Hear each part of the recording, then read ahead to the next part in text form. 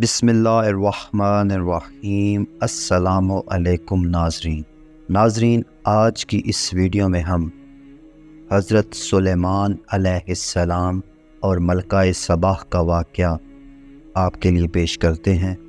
تو شروع کرتے ہیں اللہ کے بابرکت نام سے جو بڑا مہربان نہایت رحم کرنے والا ہے۔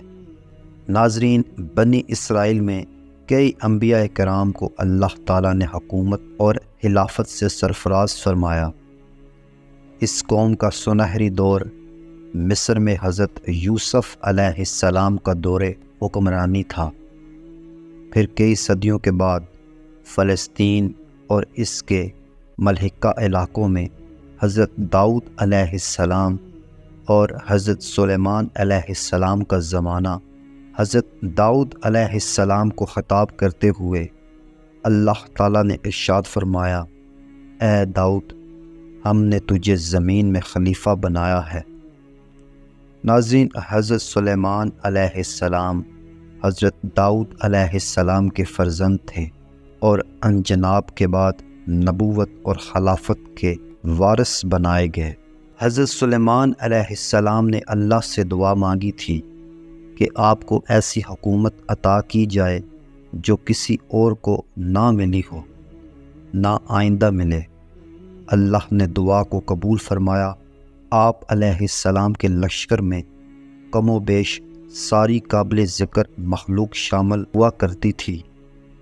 ناظرین، ایک بار آپ علیہ السلام کسی جہادی مہم کے لیے روانہ ہوئے تو اس عظیم الشان لشکر کو دیکھ کر ایک چونٹی نے کہا، اے چونٹیوں، اپنے بلوں میں گھس جاؤ، کہیں سلیمان علیہ السلام اور ان کا لشکر لا علمی میں تمہیں کچل نہ ڈالیں۔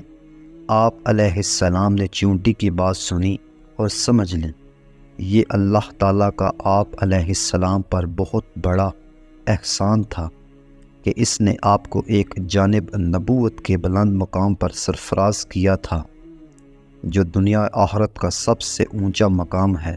دوسری طرف آپ علیہ السلام کو ایسی حکومت عطا کی گئی تھی جس کی کوئی مثال بنی نوح آدم میں نہیں ملتی۔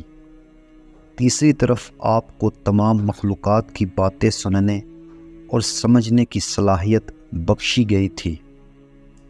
ناظرین، یہ بہت بڑی بڑی نعمتیں تھیں۔ ان کو یاد کر کے آپ علیہ السلام کے دل میں خیال گزرا کہ آپ جیسی شان کسے مل سکتی ہے۔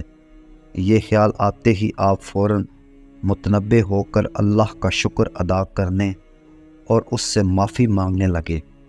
اے میرے رب، مجھے توفیق دے کہ میں تیرے ان احسانات کا شکر ادا کرتا رہوں جو تو نے مجھ پر اور میرے والدین پر کیے ہیں، اور ایسا عمل صالحہ کروں جو تجھے پسند آئے، اور اپنی رحمت سے مجھے اپنے صالح بندگان میں شامل کر۔ ناظرین، حضرت سلیمان علیہ السلام کی جامعہ اور عظیم دعا ہے۔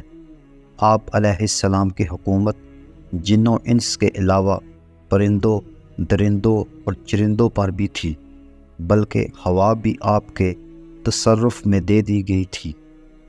ہر انسان کو خدا نے بے شمار نعمتیں عطا کی ہیں۔ ان کے بارے میں قرآن کہتا ہے، اگر تم خدا کی نعمتوں کو گننا چاہو تو گن نہیں سکتے۔ انسان کا فرض ہے کہ ان لاتعداد نعمتوں کو یاد کر کے خدا کا شکر ادا کرے اور حضرت سلیمان علیہ السلام کی یہ دعا پڑھتا رہے۔ اللہ تعالیٰ نے سورہ الکہف میں اپنے مخصوص اور صالحہ بندوں کی جو دعا نقل کی ہے وہ حضرت سلیمان علیہ السلام کی اس دعا سے بہت ملتی جلتی ہے۔ تھوڑا سا لفظی تغیر ایک جگہ ہے جہاں اپنی اولاد کی اصلاح کی گئی ہے۔ یہ دعا بھی بہت جامع اور پر تاثیر ہے۔ اللہ تعالیٰ فرماتا ہے، سعادت مند نوجوان بچپن سے جوانی تک اللہ کی اطاعت میں منزلیں طے کرتا ہے، یہاں تک کہ 40 سال کا ہو جاتا ہے۔ اب اس کے والدین بھی ہیں اور اہل و عیال بھی۔ وہ اللہ سے باقاعدگی کے ساتھ دعا مانگتا رہتا ہے، اے میرے رب، مجھے توفیق دے کہ میں تیری نعمتوں پر جو تو نے مجھے اور میرے والدین کو عطا فرمائی ہیں تیرا شکر ادا کروں اور ایسے نیک عمل کروں جن کو تو پسند فرماتا ہے، اور اے اللہ میری اولاد کی اصلاح اور تزکیہ فرما دے۔ میں تیرے سامنے توبہ کرتا ہوں اور بلا شبہ میں سر تسلیم خم کرنے والوں میں سے ہوں۔ ناظرین، حضرت سلیمان علیہ السلام نے اپنی فوج کے سب دستوں کی رپورٹ لی تو ہدہد کو غائب پایا۔ آپ علیہ السلام نے کہا کہ اس موقع پر اس کا غائب ہونا تو بڑا جرم ہے، اسے اس کی سزا دی جائے گی یا پھر وہ کوئی معقول عذر پیش کرے۔ ہدہد حاضر ہوا تو اس نے بتایا کہ وہ اڑتا اڑتا دور جنوب میں نکل گیا تھا۔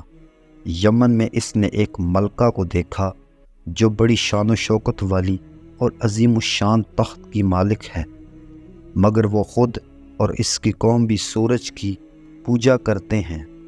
یہ سن کر حضرت سلیمان علیہ السلام نے ہدہد کے ذریعے اپنا مکتوب ملکہ سباہ کو بھیجا۔ ہدہد نے یہ خط ملکہ سباہ کے سامنے اس وقت پھینک دیا جب وہ سورج کی پوجا کے لیے معبد کی جانب جا رہی تھی۔ خط میں لکھا تھا، یہ مکتوب سلیمان علیہ السلام کی طرف سے ہے اور اللہ رحمان الرحیم کے نام سے شروع کیا گیا ہے۔ مضمون یہ ہے کہ میرے مقابلے پر سرکشی نہ کرو اور مسلم بن کر میرے پاس حاضر ہو جاؤ۔ ناظرین، قوم سبا یمن کی حکمران تھی۔ یہ قوم ایک طویل عرصہ تک یمن اور جنوبی عرب کے علاقوں پر قابض رہی۔ یمن کے موجودہ دارالحکومت صنعاء سے 55 میل شمالی مشرق میں مارب کا شہر اس قوم کا صدر مقام تھا۔ تجارت اور زراعت کی وجہ سے اس قوم میں دولت کی خوب ریل پیل تھی۔ اس قوم نے بڑے دبدبے سے حکومت کی۔ حضرت سلیمان علیہ السلام کے زمانے میں اس سلطنت پر ایک عورت کی حکومت تھی۔ یہ ملکہ اس کی قوم سورج پرست تھی۔ ہدہد نے سلیمان علیہ السلام کو یہ اطلاع دی تو آپ علیہ السلام نے فیصلہ کیا کہ اس ملکہ اور اس کی قوم کو دین توحید کی طرف دعوت دی جائے۔ اس لیے خط لکھا تھا، نہ کہ کسی اور مقصد کے لیے۔ ناظرین، قوم سبا کی ملکہ حضرت سلیمان علیہ السلام کا خط پڑھ کر حیران رہ گئی۔ اس نے فوراً مجلس مشاورت طلب کی اور معاملہ مجلس کے سامنے رکھ دیا کہ اب کیا کرنا چاہیے۔ بحث و مباحثہ کے بعد طے ہوا کہ حضرت سلیمان علیہ السلام کی خدمت میں تحائف بھیجے جائیں۔ ادھر حضرت سلیمان علیہ السلام نے ان تحائف کو دیکھا تو فرمایا، ان تحائف کی تو ہمیں ضرورت نہیں ہے، خدا نے ہمیں اس سے بہت زیادہ انعامات سے نواز رکھا ہے، جاؤ یہ سب کچھ لے جاؤ۔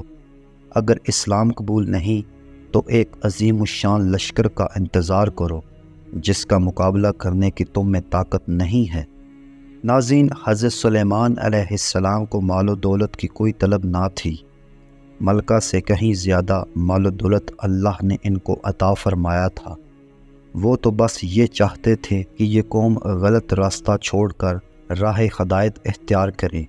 یہی اللہ کے نبیوں کا مشن ہوتا ہے، اور یہی تمنا اس کے بعد آپ علیہ السلام نے ملکہ سبا کا تخت ایک معجزانہ طریقے سے اپنے دربار میں منگوا لیا۔ ادھر ملکہ بنفس نفیس اپنی کابینہ کے ساتھ دربار سلیمانی میں حاضری کے لیے چل دی۔ جب وہاں پہنچی تو اپنا تخت وہاں موجود پایا، حالانکہ وہ اسے یمن میں اپنے دربار میں سخت حفاظتی پہرے میں چھوڑ کر آئی تھی۔ اس پر وہ حیران رہ گئی۔ اس کے بعد اس کے دل نے گواہی دی کہ سلیمان علیہ السلام دنیا کے بادشاہوں کی طرح محض بادشاہ نہیں ہیں، بلکہ وہ اللہ تعالیٰ کے بھیجے ہوئے پیغمبر ہیں۔ ناظرین، تو وہ آپ علیہ السلام پر ایمان لے آئی۔ ایمان لانے کے موقع پر اس نے کچھ الفاظ کہے۔ ناظرین، تو وہ آپ علیہ السلام پر ایمان لے آئی۔